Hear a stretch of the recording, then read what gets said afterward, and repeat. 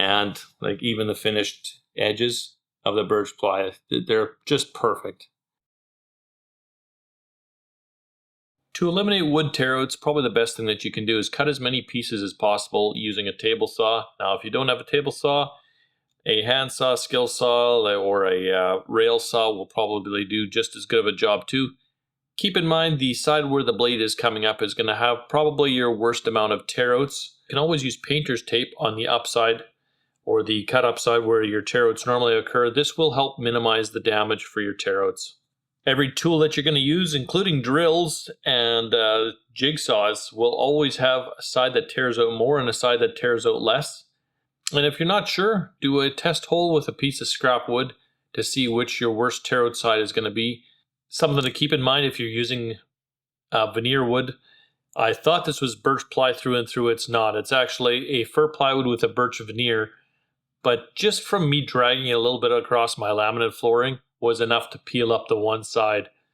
Fortunately for me, I was able to just keep this as the inside of my speaker box and use the other side as the good side. All that being said about the tear outs, watch me just brutally tear out the one side of this. And there's a place and a time for it. There's going to be such a large flange that covers this thing up. I'm not too concerned about the tear outs here.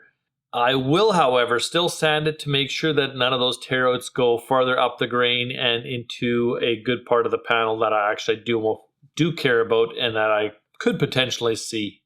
The same could be said for the interior baffles or the interior bracing.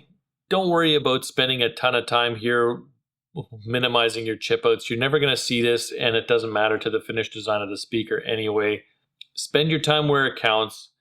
Like on the outside of these braces here where I want the wood joints to be perfect for maximum strength, I'm going to worry about those being as good as I can make them. This is the other perk of having all your parts handy when you're putting these speakers together or when you're cutting your pieces. You can actually dry fit and measure all these things according to the actual components that you're going to put together inside your box. If you want to learn more about dry fitting everything and where dry fitting helps, I'll leave a link to a video on the side here, then we can check that out.